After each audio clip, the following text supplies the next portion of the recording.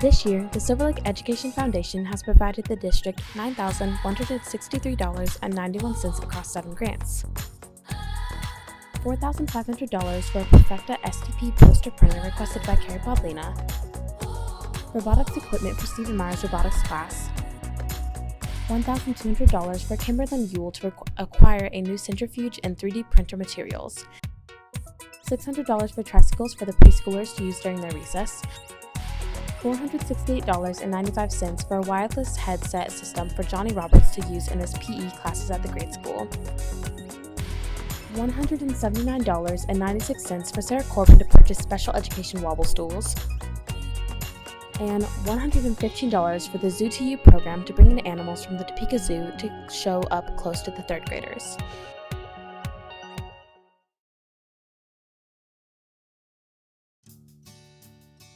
The majority of this year's donations went to the Perfecta STP poster maker. This printer allows students and teachers to design posters to hang up in their rooms or for various projects and print them conveniently in the library. Librarian Carrie Paulina explains her reasoning for requesting a new printer. I put in for the grant because the old poster maker was broken and was so old it couldn't be fixed. A rep from the company brought a newer version to the library to show staff all of its features and what it could produce. The staff was impressed and expressed interest, so I applied for the grant. Many teachers and staff have now benefited from its use. Spanish teacher Michelle Gerber describes her uses for the printer. My Spanish 3 students did wanted posters in Spanish for Christmas.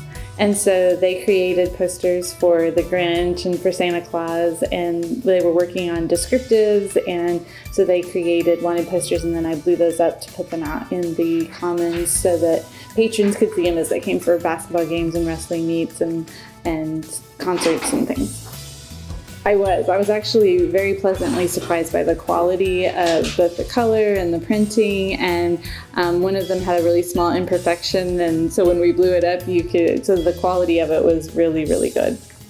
They didn't use it hands-on. Since I'd never used it before, I was the one who did it, but they loved the final product, and they were they were excited to see it, and a couple of them I know showed people when they came for a concert what they'd done, and some of my former students from another school actually commented when they came in that they said, "Oh, we saw that your students made posters, and that was really cool that you put them up." So that I liked that because I knew it was making an impact.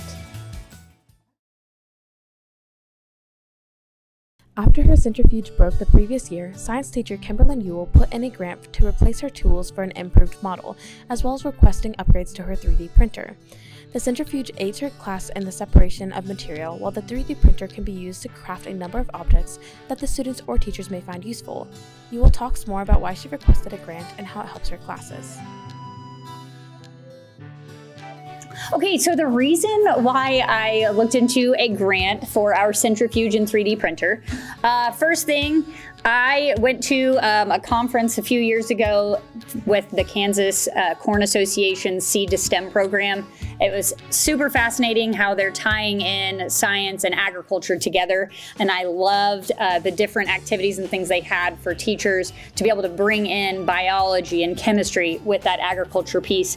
And some of the labs we're looking at DNA, proteins, very small things that we can't necessarily do a lot with without certain tools. The centrifuge was a way for us to be able to look at proteins and separate substances. And so I looked at that as, hey, this is an opportunity to use this in my classroom. This is also something that Mr. Schultes can use in the biology department. So that was my big piece with that. The 3D printer, with how much technology is expanding, this is a very critical piece for our students to be able to experience the process of modeling and building their own using the 3D printer. So I looked at the printer that we had before was just not very functional in terms of what we wanted to do, and it had issues breaking or not printing correctly. I spent more time trying to fix it than to actually get products out of it. So this new printer looked at, hey, this could be revolutionizing to what we need it to do. The purpose of the centrifuge is to separate solids that are in a liquid. Okay, so we are able to pull out the solid into a little pellet into these little micro tubes, because we just have a small centrifuge. That's all we necessarily need it for, is for small amounts of liquid. But in the lab, in particular, that we just did in chemistry, that's what we were doing. We were trying to separate the liquid from the solid to obtain our protein that's in E. coli. So we were able to get this little pellet of E. coli, which was really kind of fun. And then we were able to go farther with that particular lab using that centrifuge. And the 3D printer, awesome device, because we are able to print ideas. So people have these ideas of things that they want to make. We can actually make it happen through a program. Then we can send it to the 3D printer, it prints it, and then we can use that for modeling pieces, or a few students in physics using it for their projects, and so their prototypes, Kaidon being one of them. Yes. So it's just awesome to see somebody's idea come to life and be a reality. So each year, I think, when I do something that we can get by with what we have. So by using these different pieces that we've gotten over the years from the foundation, I've been able to go even farther with what we're doing. So we started out by growing E. coli with our incubator, and then we had the hot water bath that allowed us to go a little bit farther. And then this year, being able to separate our E. coli, we're going even farther. And this year, we were actually able to look at the proteins. We were talking about being able to take a protein that is doing great things for medicine. You can actually take that protein and put it into another organism that you're wanting to then transform. And we were actually able to do this year. I've never been able to do it. It was so cool to see glowing proteins from the E. coli, that we were able to isolate this specific protein in the E. coli, grow it, and then see us separate the protein from the rest of the E. coli. It was super cool. Okay, so again, the centrifuge, what we've used it for in my class in particular was to be able to separate, to get our E. coli pellet, to then take it to be able to separate it into the proteins and get rid of all of the other parts of the cells we didn't need. So that was awesome to be able for students to see that. And then I'm in hopes that Mr. Schultes will be able to then use the centrifuge for other various things in his class too.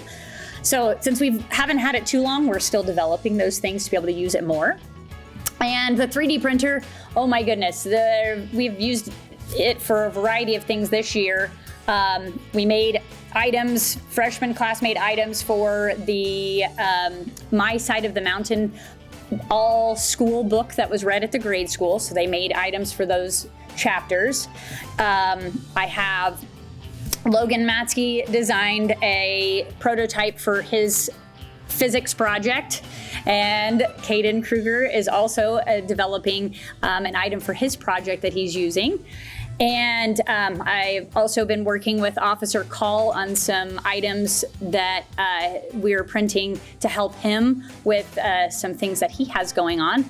And students are constantly, thinking about, hey, what can I do to try to, as like a problem solution situation. So if anyone decides they want to design something, we can print it and use it as for models. And that's the other big thing in my class is what can we use, what can we build to be able to utilize and see it with your, not only envision it, but then be able to print it to hold it in your hands. So many different options that we use the 3D printer for.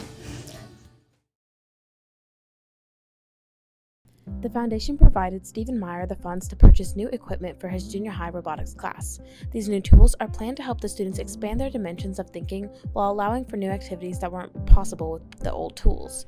Stephen Meyer explains more about how these should improve his classes in the near future. I requested the grant because some of the hardware that we were using was really outdated. And with technology ever improving, we needed something that's going to be adaptable to the future as well as what it is today. And so by purchasing the new stuff, it's definitely adaptable for future use and augmentation versus just what was built in the early 2000s, mid 2000s. It wasn't as adaptable as it is now. With this grant, we were able to purchase what's called an eVive. It's from Stempedia, and we purchased 7 of those. They have an Arduino board, plus it allows for expansion kits. So we have 2 robotic arm expansion kits, 2 biometric feedback expansion kits, and 2 automatic watering system add-on kits that go with this. And what that's going to allow us to do is everything from engineering to plant and soil science, as well as medical science. So we're going to be able to touch a bunch of different areas instead of just engineering with this. It also requires you to code very completely from start to finish with these. And we also were able to get Mamba drones, which allow the students to have to think in 3-dimensional forms when talking about moving. And it will also deal with velocity and speed and other things of that nature. We're going to have some different competitions after they learn to do the basic builds. They're going to have to learn how to code it so it can do things faster or more efficiently. They're going to have to make sure that they are using the most efficient models when they build things, and they'll be able to use trial and error on the design of their builds, which should make them have to use a lot of problem solving and then cross-critiquing within their groups. I think the students are really excited. I introduced them to the equipment already, and I showed them where we're going to be going, and they're really excited because we started out building cardboard race cars, and I showed them that we're going to be using robotics to actually power the cars, and then they had to think of different designs, and they've been really excited that they're going to be able to do a lot of hands-on activities versus just coding on the computer. Our school is grateful for all the help that the Foundation has provided and the opportunities it opens up for the students. The effects are felt all the way from seniors to preschoolers, who are very appreciative of the new toys the Foundation helped to obtain.